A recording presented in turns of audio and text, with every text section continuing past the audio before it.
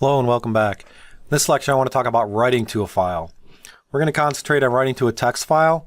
What we're going to learn about is how you can write characters, how you can write strings, and how you can write formatted output. The three ways also that we were able to read. So there's three functions that you really have to be familiar with in order to do these things. The simplest write operation is provided in the function fputc. So just like there was an fgetc for reading characters, there's an fputc for writing characters. This will write a single character to a text file, fputc. Not as efficient as writing strings, but sometimes necessary. It takes an integer as its first parameter and a file pointer as its second parameter and returns an integer. The function writes the character specified by the first argument to the file identified by the second argument. So the file pointer represents what it always does, the file that you want to write to. And then the character you actually want to write to is your first parameter. The returned character is what was written if successful. Remember, if it returns EOF, it means it was a failure. If it returns anything other than EOF, it means it was success. In practice, characters are not usually written to a physical file one by one. It's extremely inefficient. The putc function is the equivalent to the fputc. You often see this used as well. It requires the same arguments and the return type is the same. The difference between them is that the putc may be implemented in the standard library as a macro, whereas fputc is a function. So not a ton of differences, but we haven't learned about macros. So we're going to stick with fputc for writing single characters. And for an example, it's pretty straightforward. First thing you have to do as always is you have to open up the file. Before that, we do declare our variables. We declare our file pointer, should be initialized to null, and then our integer, which we're going to write. When we open up our file, you'll notice that we do a W or a W+. W means that we're going to write only. You can't read. W+ means you can write and read. In this case, we can write and read. Here we have a for loop. We're going through all the characters starting at 33 to 100. When these are integers, what this means is the character is represented in the ASCII table. So if you write character, for example, 59, you'd have to look it up in the ASCII table to see what it represents. But it would be an actual character. Here we're just writing ASCII values 33 to 100. And we're saying fputc char fp. And you could use conversion functions if you wanted to create ASCII values to integers. You can just use an A2I. So if you wanted to write the character C, you could say fputc A2I and then put C in single quotes. That would be fine as well because it would convert the ASCII to an integer and write it. But the first argument is an integer, so you have to write an integer. And the second argument is our file pointer. Pretty straightforward there. And then the last thing we have to do is we have to close that file. Right. We probably also want to set the FP pointer to null. But again, it takes an integer, so be careful there. It's always represented in the ASCII table. But you can convert the integer, the actual characters to integers using A2I. How about writing a string to a text file? Much more useful, more efficient. This is where you use the fputs function. This will allow you to write to any file or stream. It is similar to the fgets. It takes a constant char string that you want to write as the first parameter. It's a pointer. And it takes as our second parameter the file pointer, what file you want to write to. And then it returns an int. So the first argument is our pointer, the character string that you want to write. The second argument is the file pointer itself. And the function will write characters from a string until it reaches the null terminator. It does not write the null terminator character to the file. So you have to write it explicitly. This can complicate things because when you read back the data, it could be variable length and it won't end at the null terminator.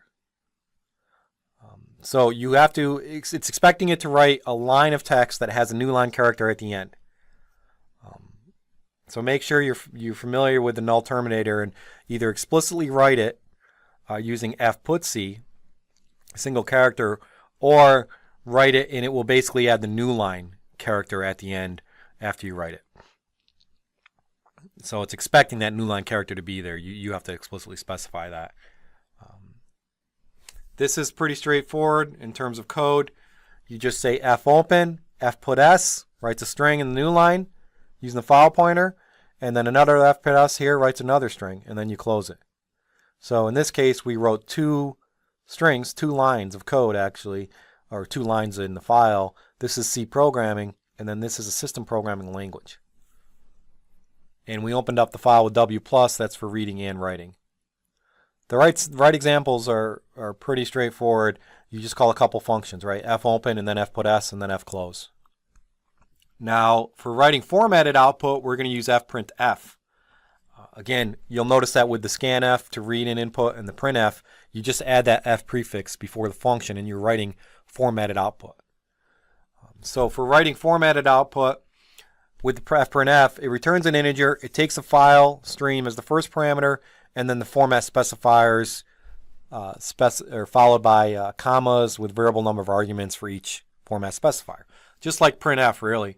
The first argument to the function is the pointer to the file object, and then the second argument is those variable number of arguments. It's a C string that contains one or more of the following items: white space character, a non-white space character, format specifiers, and again, it's very similar to printf, but you're actually writing to a file. So you can write formatted output to a file. If it's successful, it will return the number of characters written. Otherwise, it's going to return a negative number if it's not successful. It looks something like this. You include the standard I/O header. You create your file pointer. You then use your file pointer to open up some text file. Use it for W+ for reading and writing, and then you just say fprintf. In this case, we're saying fprintf. We're specifying the file pointer, and then we're specifying 4 strings separated by a space and then a %d. And we're writing, hello, my number is 555.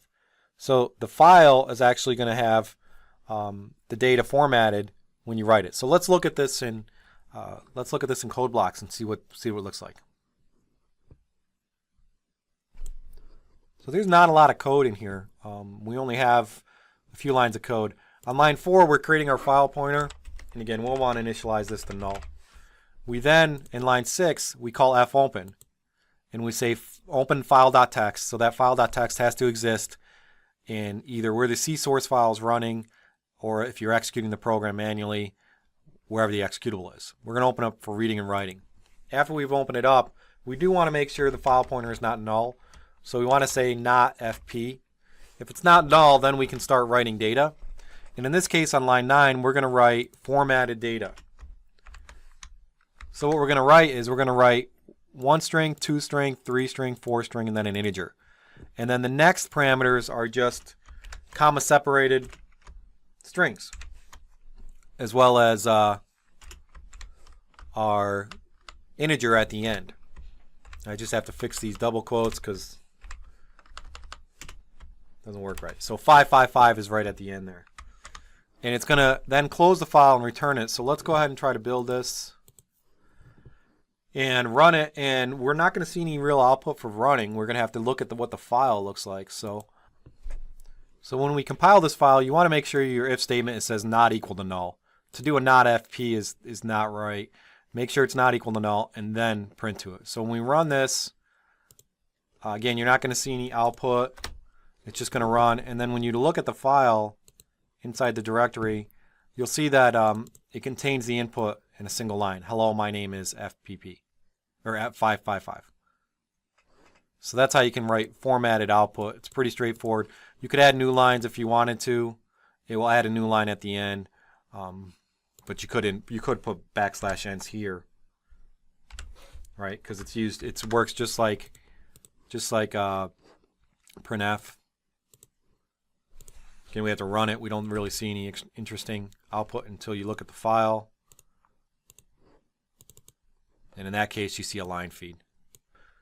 So writing output to a file is pretty straightforward. You want to write characters, you do fputc. You want to write strings, fputs. Formatted output, fprintf. We'll have some challenges that help you get even more familiar with this, but pretty easy to write output to a text file. Thank you.